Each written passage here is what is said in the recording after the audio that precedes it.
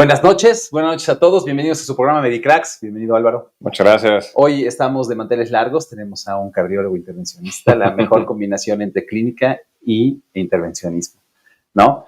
Álvaro Contreras Villaseñor tiene 40 años, él es de Guadalajara, Jalisco, pero toda la infancia y toda la adolescencia, casi toda la vida en Cuernavaca y después, como todos, ¿no? A la gran Tenochtitlán. Así es. ¿No? Él estudió medicina en La Salle, después 2 años de medicina interna y después pasaste a cardiología, ¿no? Cardiología en Ignacio Chávez, cardiología completa. Completa, sí. Posteriormente, cardiología intervencionista, igual en el Ignacio Chávez. Amén. Muy bien. El doctor Álvaro es un crack, es proctor en oclusiones totales crónicas. Así ¿no? es. Tratamiento de oclusiones totales crónicas, ahorita nos va a decir qué es. Se oye raro, ¿no? Se oye interesante. Y él trabaja como en el staff de cardiología intervencionista de Centro Médico Nacional Siglo XXI del Instituto Mexicano del Seguro Social, ¿no? Y además, su práctica privada, si lo quieren buscar, en el Hospital Ángeles del Pedregal, ¿no? Así ¿De acuerdo? Es. Bienvenido, Álvaro. Muchas gracias. Bienvenido. Muchas gracias. Es tu casa. Gracias por invitarme. La verdad es que está muy padre el proyecto. Y estar aquí es algo que emociona bastante. A tus órdenes, a tus órdenes. Cuéntanos. Casi la mayoría de la gente conocemos o creemos conocer qué es la cardiología, ¿no? Enfermedades cardíacas. Sin embargo, ya cuando dices, bueno, ahora soy cardiólogo intervencionista, ¿no? ¿Qué es, no? ¿Cómo nace? ¿Qué es? ¿Y qué abarca la cardiología intervencionista? Cuéntanos. Fíjate que lo definiste súper bien porque es una combinación para los que quisimos ser cirujanos pero no llegamos, pero los que quisimos ser clínicos y necesitábamos algo más. La cardiología intervencionista es una alta especialidad, así les llaman, es un término raro porque podría ser una especialidad adicional o una cosa distinta de cómo nombrarlo, pero básicamente es una rama, ¿no?, de la cardiología que se hace una vez que terminas la residencia, en la cual te entrenas en habilidades muy específicas para diagnosticar y tratar problemas del corazón de una forma mínimamente invasiva. Tiene muchos años esto que empezó. Es una historia muy apasionante, digo, a lo mejor no es tema para hoy, pero mucho de esto nació aquí en México. En los años 60, 70, la Escuela Mexicana de Cardiología tomó una predominancia muy importante a nivel mundial. O sea, el primer centro, hospital, instituto de formación de cardiólogos a nivel mundial estaba aquí. Hoy en día a lo mejor pues, la gente quiere irse al más general Harvard, ¿no?, a Noruega, lo que quieras. Eso pasaba en los años 60, 70. Venían de todo el mundo aquí a México a formarse. Entonces, muchos de estos primeros pininos de la cardiología intervencionista se hicieron aquí en México. Diagnósticos, catéteres, técnicas. Y pues bueno, hoy en día, hoy 2024, esto acaba en que por procedimientos de mínima invasión, que habitualmente son pequeñas punciones, ¿no?, que hacemos por la mano, por la muñeca, por las venas, por otros lugares, llegamos al corazón y arreglamos o diagnosticamos problemas del corazón. Muchos de los problemas del corazón tienen fenómenos mecánicos, o sea, hay cosas que se controlan con pastillas, como la hipertensión, pero hay veces que las pastillas ya no son suficientes. Se llena la arteria de colesterol, la válvula ya no funciona, el sistema eléctrico del corazón pues también ya está dando las últimas, entonces requieren un procedimiento mecánico.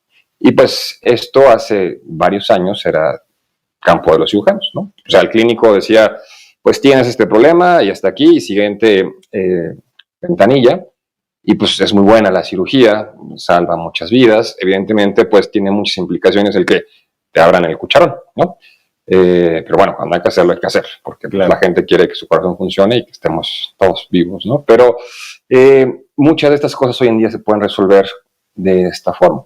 Y es algo muy padre, porque pues como clínico, ¿no?, de repente ves cosas de la cirugía y como cirujano pienso que también pudieras llegar a ver cosas de la clínica que te gustan. Y entonces esto es un poco de ambos mundos, te da un poco de resolución en temas de procedimientos sin tener que dejar por completo la parte de la clínica. Hoy en día, afortunadamente, la cardiología intervencionista ha avanzado un montón. En nuestro país tenemos ya disponibles, dispositivos, técnicas que se hacen pues, en cualquier lugar del mundo. Y esto nos ayuda a ayudar a las personas. Muy bien, muy bien. No, pues qué bien explicado.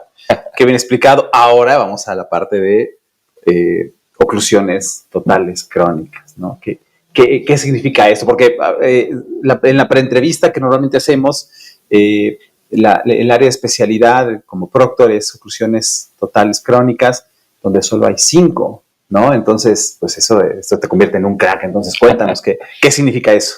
Fíjate que en pues, estos muchos años que ya avanzando la cardiología intervencionista, mucho del enfoque del tratamiento, de las terapias, el diagnóstico, va dirigido a la enfermedad de las arterias del corazón, porque es lo más frecuente. 1 de 3 adultos, o sea, más de 18 años en el mundo, se muere por enfermedades cardiovasculares. Es la causa número 1 de muerte mundial, y muchas de estas muertes son temas propios del corazón. Y la mayoría de ellos son que las arterias se tapan y pues dejan de funcionar, hay infartos, isquemia, sufre el corazón. Entonces, por ahí es donde empezó a avanzar mucho la cardiología intervencionista hace varios años. Y pues conforme fue progresando la enfermedad, conforme los pacientes viven más tiempo, porque pues más pastillas, mejores diagnósticos, etcétera, llegamos a etapas mucho más complejas de la enfermedad. Entonces, hay un escenario en el cual las arterias están completamente cerradas. Entendemos que, de una forma muy general, si las arterias son la tubería, ¿no?, del corazón y se van llenando de sarro, pues lo que hacemos como intervencionistas nosotros es pues, meter por ahí unas guías que miden unos milímetros, unos balones, y destaparlas. Y luego les ponemos una malla de metal, las ferulizamos y todo está muy bien. Pero hay escenarios en los cuales... corte por la moto. Ok. Pero hay escenarios en los cuales la arteria está completamente cerrada. Y esto pues representa un gran reto para nosotros como intervencionista. La gran mayoría de estos pacientes acababan en cirugía. La revascularización que dicen. Así es, okay, ¿no? Abrir el corazón, poner unos puentes, que es una herramienta que sigue siendo útil hoy en día. Claro. Insisto, hace 40 años, cualquier paciente que tenía problemas de las arterias del corazón, si no jalaba con pastillas, pues iba a cirugía. Y esto ha cambiado, ¿no? Hoy en día es mucho menos frecuente. Pero este nicho en particular seguía siendo terreno exclusivo de la cirugía, y esto no es que sea un problema. El problema es que a veces pues, la cirugía, por la forma en cómo se opera, no podía resolver tampoco este tipo de escenarios. Y pues desde hace ya varios años, pues empezó gente muy entusiasta y muy innovadora a explorar este camino. De hecho, donde empieza a nacer un poquito este asunto es en Asia, en Japón, en los años 70. La primera angioplastía coronaria la hizo un suizo, ¿no? Y de ahí pues explota esto a nivel mundial. A los 2 años viene la primera angioplastía en oclusiones totales crónicas por un japonés. Evidentemente, pues los resultados eran muy distintos porque era una técnica nueva, los materiales han avanzado un montón, pero eso es lo que ha ido evolucionando conforme avanza esto de la cardiología intervencionista. Y pues hoy, 2024, sabemos que a nivel mundial, gente que se dedica a esto, que le dedica algunos años de entrenamiento, desarrolla técnicas, usa materiales específicos, tiene resultados muy buenos, ¿no? 80%, 85%, 90% incluso de tasa de éxito, que para nosotros como intervencionistas no es lo habitual. Estamos acostumbrados a cómo nos entrenan, cómo nos forman, a que tengamos éxito en la mayoría de los casos. Porque, pues, por cómo trabajamos, podemos ver el camino hacia el cual tenemos que llegar, podemos resolver de una forma muy clara. Puede ser un poco más difícil o menos difícil dependiendo del caso, pero cuando no vemos hacia dónde tenemos que llegar, porque la tecnología que utilizamos nosotros hoy en día no nos lo permite, porque la arteria está completamente cerrada, es muy difícil. Tiene ya varios años que esto empieza a permear en nuestro país. Y aquí ha sido un esfuerzo tanto médico como de la industria, ¿no? Evidentemente la industria pues tiene interés en que se vendan dispositivos, etcétera, pero todo esto se traduce en una en compartir la información, en facilitar el acceso a terapias, el entrenarse en dispositivos. Y pues hoy en día tenemos ya una mucho mayor aceptación de este tipo de terapias y de gente que nos dedicamos específicamente a esto. En nuestro país no hay dónde entrenarse en esto. Hay algunos lugares en el mundo que tienen ya algunos años que forman especialistas, ¿no?, en oclusiones tales crónicas, pero en México es algo que todavía ha costado mucho trabajo. Entonces, pues tienes que salir, ir algunos meses, algunas semanas, estar exponiéndote con operadores, expertos de otras partes del mundo y regresar y aplicar todo esto en tus pacientes. Obviamente, el trabajar en un centro de alto volumen de pacientes de alta complejidad, en donde no hay para dónde más enviarlos, por ejemplo, tercer nivel, cuarto nivel, ¿no? Estás en Centro Médico Nacional y es un paciente que tiene que resolverse, no puedes decir lo va a mandar a otro lugar, no, se tiene que resolver de alguna forma. Entonces, todo esto ha favorecido el que podamos implementar este tipo de terapias. Y con el paso de los años, se ha generado este fenómeno o esta figura, que ya existe en muchas otras ramas, ¿no?, de la medicina y de otras cosas, de un proctor, que es alguien que facilita la información y que en este caso muy particular ayuda a concretar procedimientos. Porque es cierto que la curva de este tipo de terapias es muy larga. Pasas muchos años, tienes que viajar, exponerte, para poder desarrollar ciertas habilidades. Y ya cuando cumples con ciertos criterios, pues te certificas como un experto en X dispositivo o en X terapia. Y pues este problema que vemos, pues no lo vemos nada más aquí en la ciudad.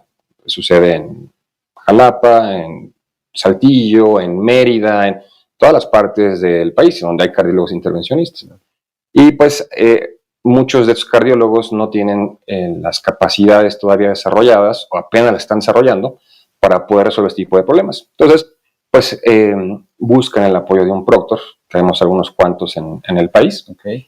Entonces, vamos nosotros como un apoyo para poder facilitar el éxito en el procedimiento y para poder facilitar el que los demás cardiólogos aprendan a hacer este tipo de terapias. Entonces, se vuelve una situación muy padre porque pues, te expones mucho a lo que te gusta. Es muy retadora porque tienes una presión de tener éxito a donde te lleven, porque pues te dicen, a ver, traje a fulano de tal, ¿no?, que es un experto, bajo la expectativa de que voy a tener éxito en mi caso. Y esto a veces no se puede. Y es parte de lo que lo vuelve un poquito difícil de asimilar como cardiólogo, porque, insisto, estamos acostumbrados a que en los procedimientos convencionales tenemos éxito en el 95% de las ocasiones, ¿no? En este tipo de escenarios se convierte en un volado. Cuando no estás familiarizado con estas técnicas, es un 50% de tasa de éxito, 60%. Son resultados muy malos. Sí. Y complicaciones que se van al doble o al triple de lo habitual. Entonces, cuando de repente llegas como proctor a algún lugar de estos, es un auténtico reto.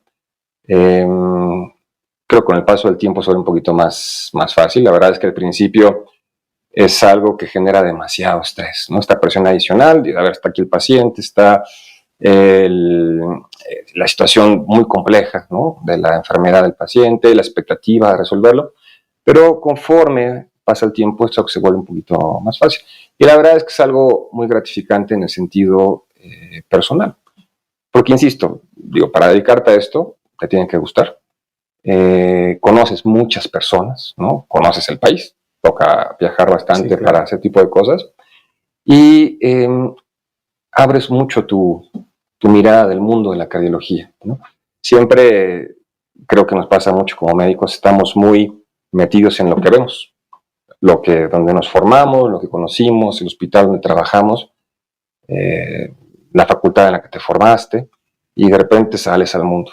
Y esto te ayuda a ver una parte muy completa del mundo, claro, y ver cómo se hacen las cosas en Los Mochis, ver cómo se hacen las cosas en Guerrero, ver cómo hacen las cosas en Puebla, en Tlaxcala, es algo que te enriquece mucho. Entonces, más allá de la parte profesional, que evidentemente es algo muy padre, creo que te ayuda mucho a crecer como persona. Oye, viendo este tema, porque es bien importante que lo que acabas de mencionar, y hace poco lo platicábamos con otro invitado, con otro crack, el hecho de lo que tú dices, ¿no? Quienes tuvimos la oportunidad de hacer una alta especialidad, como se le nombra, ¿no? Por la universidad que nos avala, tenemos que estar en centros de referencia nacional, en centros de alta especialidad, en la NASA, ¿no? Como decimos. Y cuando nos toca, como tú lo dices, ¿no? Salir, ¿no? Ir a hacer un apoyo o ir a tratar a un paciente fuera, la visión y la realidad es diferente, ¿no?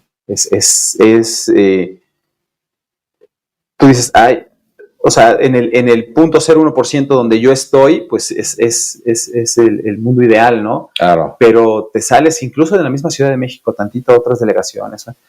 Cuéntanos, ¿qué has observado tú de eso, ¿no? De por qué es tan heterogéneo, o sea, en una explicación tuya, ¿por qué es tan heterogénea el servicio médico público? Y privado, También, sí, también. O sea, no se salva el privado de aquí a 20 kilómetros afuera, ¿no? ¿Qué has observado? ¿Qué piensas? ¿Qué has dicho? ¿Qué está pasando en la medicina en México? Pues yo creo que es el reflejo del país en el que vivimos. O sea, se dice en muchos lugares, y es real, o sea, que tenemos muchos Méxicos. Entiendo que hay muchas explicaciones para esto, pero creo que va muy de la mano de la dificultad que hay para generar una comunicación homogénea y rápida en nuestro país. Es difícil moverse por el país en el sentido de que pues, tienes montañas por acá, tienes un valle, un desierto, tienes una jungla, y hay lugares del país en los cuales pues llegan muy pocas cosas, y hay lugares del país en el cual tienes todo, ¿no? Y lo acabas de decir de una forma muy clara, aquí en la Ciudad de México, donde podríamos decir que está el acceso a todo, cambias de código postal, ¿no? Sí, un poquito, sí, y delegación, ¿no? de delegación, y dices, Dios mío, ¿no? ¿Por qué está pasando esto aquí? Y las personas en el país son muy distintas. Evidentemente, la forma en cómo piensa, cómo se comporta, qué aspira una persona que vive en el norte del país, a una persona que vive en el sur, a una que vive en el centro, es radicalmente distinta. Son mundos completamente diferentes, que esto supongo que sucede en todos los lugares del mundo, ¿no? Sobre todo los países que son grandes, pero es muy marcado, ¿no? Es gente que pues a lo mejor nunca se ha salido del lugar en el que vive y no conoce algo más. Todo esto aplica con mucho mayor peso para los médicos. Hace algunos años, pues la mayoría de la gente tenía que moverse a una gran ciudad para estudiar medicina, ¿no? Sí. En particular en cardiología, había poquitos centros, ¿no? Estaba aquí en la ciudad, había 3, 4, en Monterrey, en Guadalajara, y párale de contar. Hoy en día hay centros de formación de cardiología en, creo que 10 estados por lo menos. No se diga de universidades para hacer medicina. Creo que esto es algo bueno, porque sin duda alguna favorece que haya un poquito más de formación, más educación, pero creo que tiene muchos riesgos que van de la mano de la calidad de la educación, y esto pues es malo. Respondiendo un poco a tu pregunta, el rol que tenemos nosotros como médicos en la ciudad es muy distinto al de un médico que está en un lugar recóndito de la República. Esta figura de autoridad, de conocimiento, de guía, sigue siendo patente en algunos lugares de la República, o en muchos. Y creo yo que es una gran responsabilidad. Y cuando estos médicos, por la razón que sea, no tienen una formación adecuada, valores, un comportamiento ético y formal, se vuelve muy complejo para la población. Entonces, creo que tratando de responder un poco esto, va muy de la mano de lo heterogéneo que es la formación de los médicos y de lo heterogéneo que es hacer medicina. Lugares en los cuales tienes todo, lugares en los cuales tienes nada, pero creo yo que lo que pudiera faltar en la mayoría, que es algo que debería poderse hacer, es pues como este sustrato ideológico, ético y de valores en la práctica médica, ¿no? Porque pues es un mundo cambiante, ¿no? Hoy en día hacemos consultas por Zoom, viajas a congresos al otro lado del mundo, usamos robots, inteligencia artificial, pero el rol humano ahí sigue. Y esta interacción que tenemos con los pacientes, de un lado al otro, la confianza que tienen que depositar para pues escuchar lo que tú les dices sobre tu cuerpo, que si estás bien, que si estás mal, tengo que hacer lo otro, creo que es algo que es muy humano. Y creo que eso es lo que en ocasiones vuelve tan heterogénea, a lo mejor no el nivel de la medicina, porque dependerá de la educación y otras cosas, pero sí de la calidad de la atención humana. Muy bien. Oye, mira, qué buena explicación. Vamos a regresarnos un poquito porque mencionaste algo que como tú como clínico, yo como quirúrgico, me llamó mucho la atención, ¿no? El hecho de que tienes una manera de pensar que a mí me agrada, ¿no? Que deberíamos trabajar juntos. Como por qué siempre esa de separarse el clínico y el quirúrgico. La verdad es que con los últimos años he visto que sí se puede, ¿no? De que sí es factible. Y la otra es, cuando dijiste, ¿no? Cuando decidiste hacer cardiología intervencionista es porque tienes todos los médicos tenemos como un gusanito de quiero hacer algo, ¿no? Quiero hacer algo con las manos, ¿no? ¿En qué momento, Álvaro, tú dijiste, voy a hacer medicina interna? Que medicina interna, para quienes nos escuchan, medicina interna es el yin y cirugía es el yang, ¿no? Y después, bueno, cardiología, que es 100% clínica. Faltaron los ortopedistas ahí. Y después dices, ahora, ¿no? Quiero hacer. Esa transición, ¿cómo fue? Cuéntanos, porque es bien interesante, ¿no? Yo siempre quise ser internista, evidentemente esto, pues de algún lado lo tuve que sacar, y creo que el que fue un poco mi ejemplo ahí era el internista de mi papá. Mi papá tenía mucha admiración por los médicos, mucho respeto, y pues bueno, este internista lo cuidó, yo llegaba a ir a consultas con él, entonces fue como mi contacto médico más cercano. Entonces de ahí pues me gustó, y me gustaba pues esta parte de la ciencia y la molécula, y te trato la hipertensión, y te trato la diabetes, y todas esas cosas. Y pues así fue un poco mi mente cuando entré a la escuela de medicina, a la facultad de medicina. Y pues durante la facultad todo esto se mantuvo muy, muy claro, excepto en el internado, cuando me tocó convivir con plásticos, y dije, esto está padre. No, a lo mejor me gustaría esto, pero luego vi el otro lado de la plástica y dije, híjole, creo que no. Esto no mucho. Esto sí ya no es para mí. Pero bueno, y ya después entré a la residencia y pues te tiene que gustar todo este asunto de la molécula, pero me empezó a frustrar un poco la parte de la patología, pues muy crónica, poco exitosa en su resolución, con un pronóstico tal vez un poquito más complejo, que no quiere decir que no vaya en cardiología, pero pues vamos, empieza a darte cuenta cuando ya estás metido ahí de las cosas que te gustan y las que no te gustan. Y de ahí dije, bueno, sí me gusta la molécula y la ciencia y la clínica, pero me gustaría algo que tuviera un poquito más, tal vez como de trascendencia a corto plazo. Y ahí hablo mucho, por ejemplo, del tema de los infartos y cosas similares, que es algo como muy agudo, claro, pero que también sea algo que dure y pues, que tenga buena clínica. Yo soy bien padre de la cardiología, y es mucho de la escuela que tenemos aquí en México, por eso que te platicaba de que aquí se hicieron muchas cosas, sobre todo los que nos tocó formarnos en el Instituto de Cardiología hace algunos años, pues la clínica la traes metida hasta las orejas, ¿no?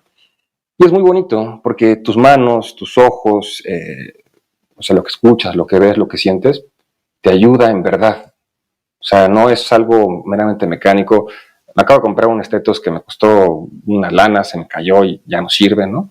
Y regresé a mi estetos viejito, ¿no? Y funciona perfecto. Claro. Y con eso es más que suficiente, con lo que ves, con lo que escuchas, ¿no?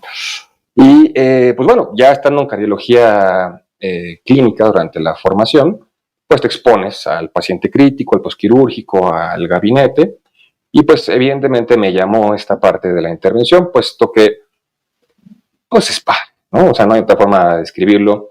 Tienes esta parte de la adrenalina, que creo que nos llama a algunos otros médicos, digo, como cirujano lo traes, ¿no? O sea, bien puesto. Pues de las urgencias, la emoción de que tus manos hacen algo que se traduce en un beneficio para el paciente. Y pues en el caso particular de la cardiología, el intervencionismo combina muy bien estas dos ramas. Hay mucha mística de la hemodinamia, del intervencionismo. Igual, algunas generaciones atrás eran considerados la élite de la cardiología. Y hay un intervencionista y está flotando y cosas así, ¿no? Creo que esto ya se ha relajado un poco, que está bien. Pero bueno, de una u otra forma también como que te empieza a jalar. Y pues yo me siento muy satisfecho de que pues complemento la parte clínica con algo que es manual, ¿no? Claro. Claro, no, pero además creo a lo que entiendo ahorita en esta explicación que me das, probablemente la clínica base, ¿no? Que es medicina interna, pues puedes decir, bueno, puede esperar, ¿no? O sea, esta enfermedad crónica, le doy tal medicamento y puede esperar. La cardiología no puede esperar. O sea, el corazón no puede esperar. O haces o haces, ¿no? Entonces, creo que eso da la explicación, ¿no? Que nosotros buscábamos en esta pregunta, ¿no? O sea, en la cardiología no hay manera de que te quedes con los brazos cruzados y decir, bueno, pues mañana vemos qué hacemos. No, Sí. la cardiología es hoy, ¿no? Es algo que tienes que hacer hoy. Hay un punto bien importante en este programa, en esta entrevista, que nos llama mucho la atención por el hecho de que, pues, todos fuimos residentes. Todos quienes tenemos la oportunidad de estar en este programa, en algún punto fuimos residentes, ¿no? Residentes de una especialidad troncal, luego de la especialidad, de subespecialidad y después de la especialidad y así, En tu caso me llama mucho la atención porque normalmente cuando nos hacemos esta pregunta de cuál es tu mejor experiencia y cuál es tu peor experiencia, pues todos lloramos en nuestro R1 de especialidad troncal. Todos, ¿no? Todos. En tu caso me llamó la atención la pregunta, ¿no? Porque, digo, la respuesta, porque no fue en la subespecialidad, ¿no? Cuéntanos, tu peor experiencia en esta área en la que tú estás metido. Vamos, digo, tal vez no es que sea la peor, pero sí fue algo que marcó mucho mi camino. En mi primer guardia de cardiología, pues es una cosa muy apabullante porque pues tú ya llevas algunos años de residente y como internista pues crees que sabes muchas cosas, ¿no? Crees que sabes del corazón y de los infartos, etcétera. La verdad es que no sabes nada. Y yo recuerdo que la primer guardia de cardiología que tuve en el Instituto de Cardio, de hecho ahí tuve la coincidencia con un amigo mío de la facultad, que hicimos medicina interna en lugares separados, pero coincidimos. Me tocó en la unidad coronaria. La unidad coronaria es donde están los pacientes pues, que están malitos, una terapia del corazón en este hospital, en el Instituto de Cardio. Y cómo funcionaba en ese entonces es que, pues bueno, el R2, el residente segundo año, se encargaba pues de vigilar y de repartir las responsabilidades y decir, pues tú haces esto, haces lo otro, haces lo otro. Hoy en día supongo que también para él su primer guardia de R2 fue un reto. Y recuerdo que me asignó a una paciente que estaba muy malita, ¿no? Era una mujer joven, 50 y que había tenido una tromboembolia, un trombo en el pulmón. Y pues estaba bastante mala. Y pues yo ahí me topé con pared, como de repente te topas en la práctica. Y pues de una u otra forma, por las limitaciones de personal, porque cada quien tenía sus pacientes, cosas así, me tocaba a mí llevar la mayor parte de esa paciente. Y pues la paciente no pasó de esa guardia.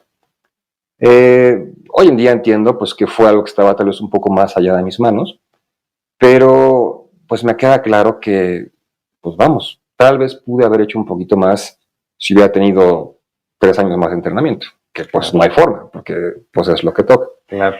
Entonces fue un tema muy frustrante desde el punto de vista de hice mi mejor esfuerzo y no funcionó, pero más que eso fue pues ya pasó esto y te toca hablar con la familia. Entonces, pues bueno, ¿no? Son cosas para las que nadie te entrena. Y pues tenía que dar este tipo de noticias al esposo, bueno, al viudo, a las hijas que están presentes ahí, pues con esta inseguridad que te da, pues que es tu primer guardia, pues te faltan muchas tablas.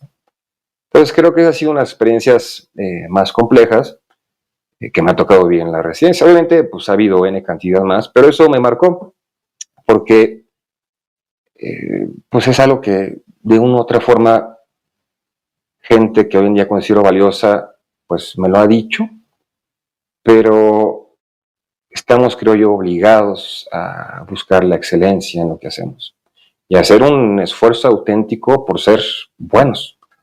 A lo mejor no podemos ser los mejores, pero sí podemos ser lo mejor que podamos ser, porque pasan cosas como esas, ¿no? Que la vida, el dolor, el sufrimiento, la recuperación de las personas depende de nosotros.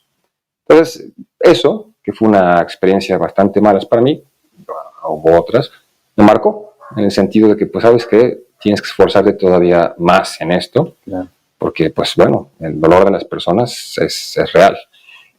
A veces no podemos hacer nada, ¿no? Y eso también es algo que aprendo con el paso del tiempo, pero a veces podemos dar paz, podemos dar tranquilidad, y mucho de esto depende de, pues, la formación que tienes, el entendimiento de la enfermedad, el saber manejar los medicamentos, cosas así. Entonces, bueno, esa fue una de las que más marcaron, en un sentido, pues, bueno, que fue una mala experiencia. Claro, en medicina, lo decía un maestro, ¿no? Un buen maestro de cirugía. En medicina no debe haber mínimo esfuerzo, ¿no? Siempre tiene que ser el máximo esfuerzo, ¿no? Estás cansado, estás de guardia, no tienes la experiencia, siempre hay opciones, ¿no? Siempre hay una opción extra y siempre es tratar de dar el máximo esfuerzo, como tú lo dices, ¿no? Y eso probablemente lo aprendes, definitivamente lo aprendes con el tiempo, no lo aprendes en tu primer guardia de especialidad y de subespecialidad, definitivamente no, pero eso te va haciendo también un poquito más consciente de, pues sí, hice lo que tenía que hacer, una decisión superior, como le llames, la tomó y listo, ¿no? No pudimos hacer nada más, ¿no? Claro. Oye, ¿y la mejor? Híjole, digo, ahí sí te puedo decir que tengo varias, pero te puedo contar uno de los momentos que más, cuando me di cuenta que en verdad estaba donde tenía que estar, y fue en el internado. Digo, esto fue antes de la residencia. Pues internado fue de alta intensidad, fue un hospital público, fue en el Gea González, y pues la chamba era dura, ¿no? La verdad es que no la pasas mal porque, pues, vamos, todo está padre, es emocionante, tienes amigos, todo. Pero pues es complejo. Y fue justo en medicina interna la primera vez que me tocó estar en la reanimación de un paciente que caía en paro. Y era una guardia, era posguardia de sábado, o sea, era domingo en la mañana. Pues, habitualmente para esas fechas ya estás fundido, ¿no? Claro. Ya esté toda la semana chambeando. Me tocó la guardia del sábado, que suele ser pesada porque hay menos gente en el hospital. Y porque es sábado. Exacto. ¿No? Exacto. Y yo me acuerdo que estábamos en la entrega de guardia del domingo, ¿no? Y son esas entregas kilométricas de medicina interna, ¿no? Sí. Pues ya no puedes, ¿no? Estás súper desvelado, cansado, y son las 10 de la mañana y ya te quieres ir. Y me acuerdo, pues, que un paciente se puso mal y pues había que reanimarlo, y en ese entonces estaba, pues, yo, otro interno, estaba el R1, ¿no? De guardia, que estaba más desvelado que yo y más cansado que yo, y creo que estaba por ahí un R3 o algo así. Y pues coincidencias de la vida, tenía poco tiempo que en la facultad nos habían dado un curso de RCP. Y pues el paciente se puso muy mal. Entonces pues hubo que reanimarlo. Y fue como mi primer contacto con este tipo de situaciones reales, en las cuales, pues, sabes que si no comprimes bien, no sale adelante, la posición para el ambú y cosas así. Y pues bueno, fue un momento de alta intensidad, ¿no? Sin duda alguna para un joven estudiante de medicina, ¿no? En el internado. Además interno desvelado, pero bueno, ¿no? Pero salió. O sea, el paciente, después de que le echamos ahí un montón, pues se estabilizó, pasó la terapia, etcétera. Entonces yo creo que ese domingo salí sin sueño, ¿no? Muy emocionado, y sabes que sí es, aquí yo tengo que estar, esto es lo que quiero hacer, a esto me quiero dedicar, y pues voy a seguir, ¿no? Claro. Hay una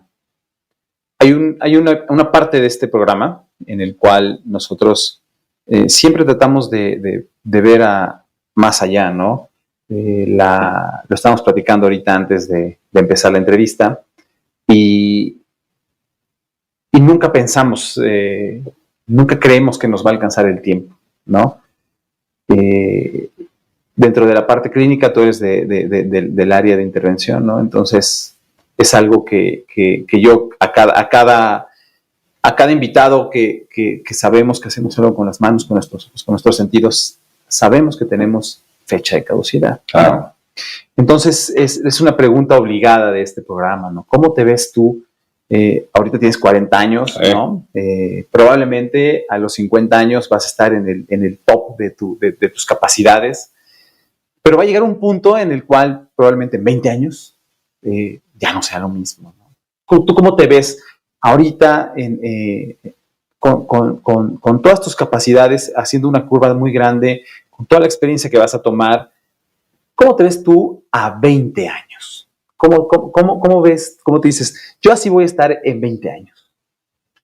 Fíjate que en 20 años me veo todavía activo, en el sentido de, pues, haciendo cardiología intervencionista.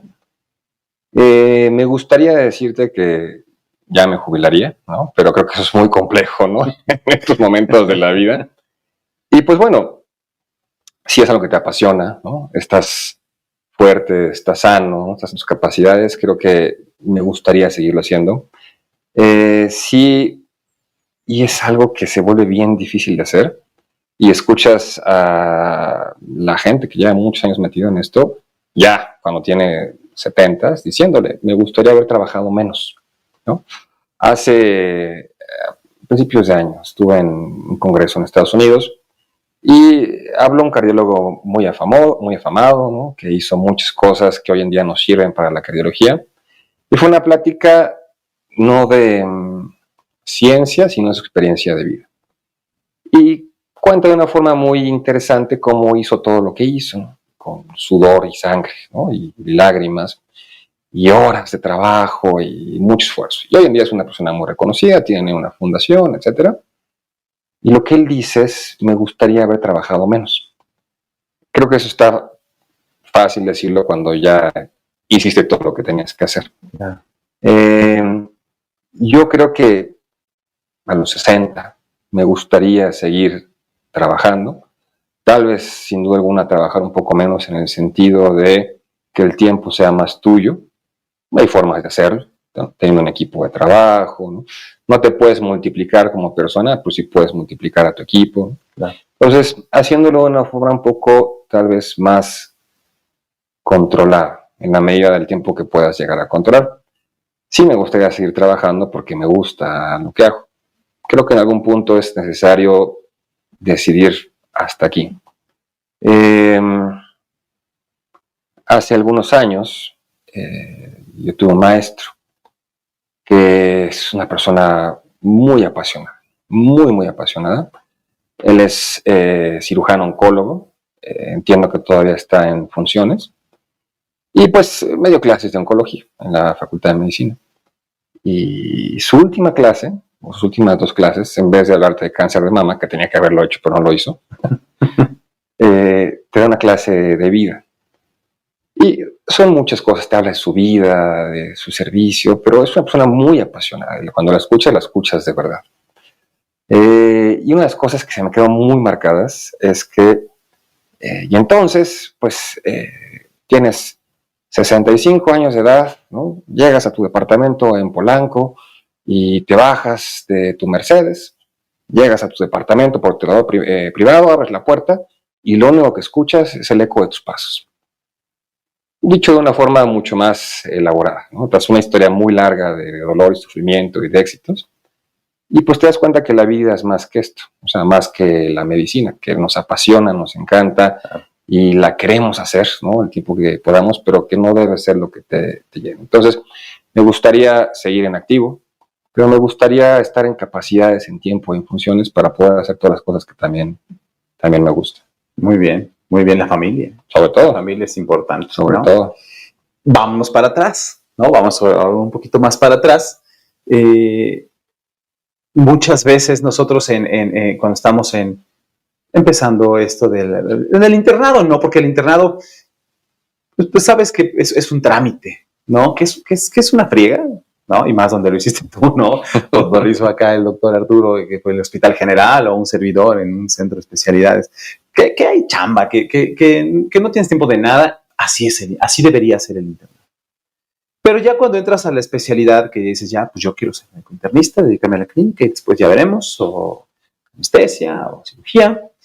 Y muchas veces ya cuando pasa el tiempo, estamos en esta situación y dices, si a mí hace 10 años, 15 años, alguien me hubiera dicho esto en mi R1, probablemente las cosas no hubieran sido diferentes o no hubieran sido así o así, ¿no?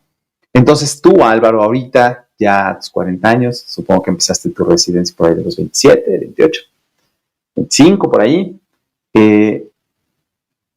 Si tuvieras la oportunidad de regresar a la troncal de medicina interna y decirle a Álvaro un consejo, ¿cuál sería? Que no te desesperes. Es difícil no desesperarse, porque pues tienes 25 años, tus amigos ya están trabajando, están echando a andar su vida, tienen proyectos, y ya alguno ya está por empezar o acabar su maestría y tú no ves la luz todavía. De repente te pones a hacer cuentas que en ese momento no las haces, pues me faltan 7 años, 8, 9, 10, ¿no? Es lo que crees. ¿No? Y pues sientes que la vida se va, o sea, ves que el mundo alrededor tuyo avanza. Y pues digo, de una u otra forma, pues te cobija la medicina, porque pues, cuando estás en la residencia estás metido ahí la mayor parte del tiempo. Pero pues ves cómo el mundo gira a tu alrededor. Entonces siento que en algún punto, algunos, digo, eso creo que me pasó a mí, pues te desesperas un poco por ya salir. Y sabes que ya, quiero ya acabar, quiero echar a andar mi vida, quiero trabajar, quiero hacer familia, quiero ser famoso, lo que quieras. Pero a lo mejor en algún punto de este camino puedes decir, ¿sabes qué? Voy a tener calma. Voy a dedicarme un año a preparar esto para poder hacer esto otro que requiere este tipo de preparación. O ¿sabes qué? Voy a darme unos meses para explorar el mundo, para viajar. Entonces, si yo me pudiera decir algo mismo, yo me diría, tranquilo. O sea, este camino todavía le falta. Y a lo mejor, si tú quieres hacer esto otro, pues dedícale un poquito más de tiempo. Creo que hay gente que lo tiene muy claro. Hay gente que desde que está entrando a la facultad ya sabe que quiere estar a los 38 haciendo un postdoctorado en Alemania, ¿no? Pero para la mayoría que no somos así, creo que es muy importante entender que tenemos que tener calma. Claro. La mayoría de las personas, digo, pues estamos en el ámbito de la medicina y estas pláticas surgen. De hecho, así surgió este programa. La gran mayoría de las personas que estudiamos medicina entramos a la Facultad de Medicina sin saber a qué nos enfrentábamos, qué nos íbamos a enfrentar. Y estando ahí durante esos 4 o 5 años, dependiendo la facultad, la universidad, cambias. Ahora quiero hacer esto. No, yo creo que quiero hacer esto. No, me gusta la pediatría. No, ahora me gusta la cirugía. Es una, como tú lo dices, no es una temporada, es una época de la vida donde ves que tus compañeros ya egresaron, ¿no? Ya están trabajando, ya salieron de sus facultades y tú dices, caray, me faltan muchísimos años y todavía no sé qué quiero hacer. Que voy a acabar, claro. Sí, ¿no? O lo que tú crees que quieres hacer y de repente dicen, no, ya me llamó la atención tal cosa, ¿no? Entonces es complejo, es bien complejo eso. Otra parte de este programa es los médicos, aunque muchas veces lo negamos, somos mucho de frases, ¿no? siempre que estamos en una ponencia o estamos enfrente con muchachos, con alumnos o entre nosotros, siempre sale una frase maestra, ¿no? No, mi maestro me dijo esto, o yo aprendí esto. Y hay frases en la vida y hay frases en todos los aspectos, pero ahorita que estamos en temporada de examen nacional de residencias, que saludo a los muchachos que se están preparando, mucho éxito. Éxito. Ahorita que estamos en esta parte de definiciones, los muchachos ahorita tienen la oportunidad de decidir entre muchas áreas, ¿no? No sé si sea buena idea, pero tienen la oportunidad de escoger 2 o 3 y ya en la que yo quede. Una frase que haya marcado tu trayectoria médica, ya sea de algún maestro o tuya que te hayas leído, pero una frase que tú digas, esta frase marcó y me ayudó, ¿no? Me ayudó a seguir adelante, a no desesperarme o a echarle más ganas de las que le echaba después de una guardia catastrófica. Creo que hay una frase que me ha ayudado mucho a entender la vida, de simplificármela, y dice, la vida es fácil cuando tomas las decisiones difíciles. Porque, pues, broncas hay siempre, ¿no? Y problemas y dificultades. Muchas veces creo que las cosas son peores acá adentro. Cuando las sobrepiensas, cuando hay incertidumbre sobre todo. Creo que en algún punto después, cuando te enfrentas a algún problema, ¿no? Por ejemplo, el Nacional de Residencias, dices, oye, pues no sé si lo voy a lograr, no lo voy a lograr, pues es tema de tomar una decisión y decir, pues lo voy a hacer y me voy a preparar y me voy a enfrentar y voy por esto. Claro. Tomas la decisión y tienes que poner pues todo lo que tienes que poner atrás de esto. Una vez que te decides, tu esfuerzo, tu dedicación, tus recursos, tu tiempo, y pasará. Que pases o que no pases. Pero la decisión la tomaste. En ese momento te quitaste toda la incertidumbre. Decir, voy por esto. Si no pasas ante esto o tienes otro fracaso, que no necesariamente es un fracaso en la vida, una frustración, pues te quedas con la paz. Es decir, pues bueno, ya no quedó en mí. Entonces ahí te enfrentarás a una segunda decisión. Y ahora que sí, entonces mi decisión es, pues bueno, me voy para este ramo, lo vuelvo a intentar, regreso. Y entender pues que las cosas muy rara vez son absolutas. O sea, el que dice que lo único que no tiene cura es la muerte, tiene razón. Todo se puede resolver de una u otra forma. Entonces creo que cuando alcanzas esa claridad en tus decisiones, todo se vuelve un poquito más sencillo. Muy bien, ¿no? Excelente frase. Por último, Álvaro, este es un programa de cracks y los cracks que hemos invitado siempre han tenido esta misma pregunta, ¿no?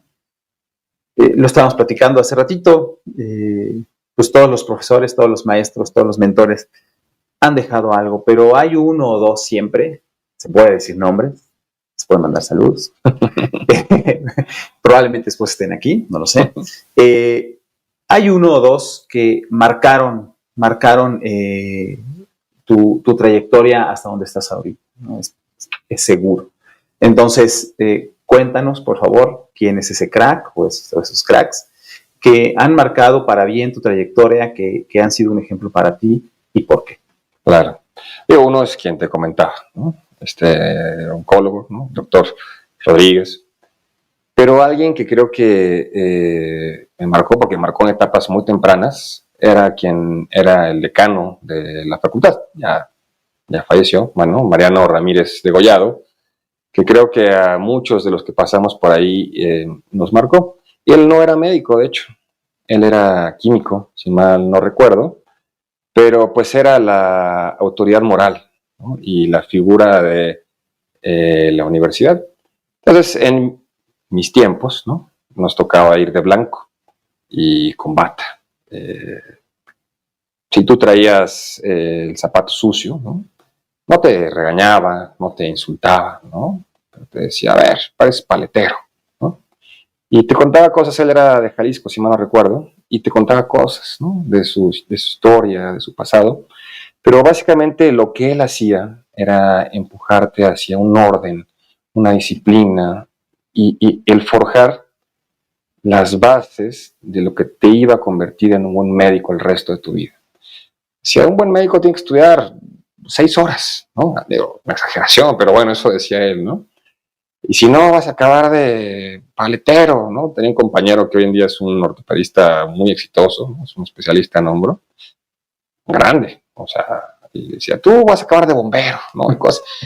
Era una persona muy, muy pulcra en su hablar, jamás decía malas palabras, una persona muy educada, una persona que luchó para llegar a donde estaba, y te forjaba un poquito en el sentido de los buenos hábitos para el resto de tu vida. Creo que es una de las personas que en una etapa muy temprana de la vida me ha marcado. Hay otros de ellos. Uno de ellos fue, por ejemplo, mi profesor de medicina interna, que es alguien a quien yo admiro mucho por su capacidad de tener esta claridad y balance en su vida. Una persona brillante, ¿no? Desde el punto de vista intelectual, hizo medicina interna, se entrenó en el extranjero en infectología, que es una parte súper compleja de la medicina interna. En etapas muy tempranas de su vida se volvió jefe de un curso de alto nivel de medicina interna, pero siempre privilegiaba a la familia. Era muy atento a los temas familiares, a su esposa, a su hija, y me ayudó a entender mucho de la importancia del componente humano. En la residencia de medicina interna yo tuve una compañera extranjera, muy mala, ¿no? O sea, como internista. A nosotros éramos compañeros de generación y nos frustraba mucho porque nos generaba problemas en las guardias, en las entregas. Hubo muchos temas ahí con la asistencia, la atención. Mis R más no la querían y cosas así. Entonces, pues, tú te enojas, ¿no? En el punto en el que estás de R1, de QR, a ver, ya me castigaron por esta, no estudia, nos hace quedar mal a todos en el examen y esas cosas así, ¿no?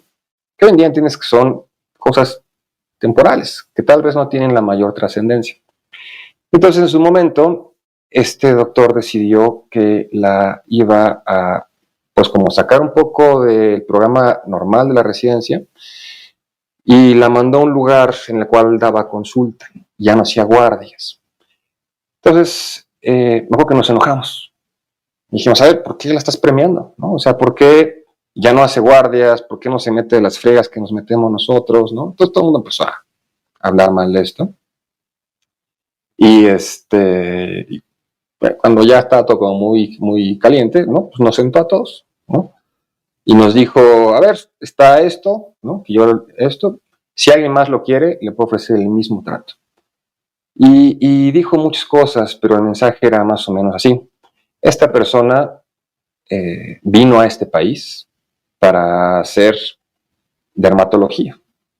Su meta no era ser internista, su meta era hacer un año de medicina interna, que después te derivas a hacer derma.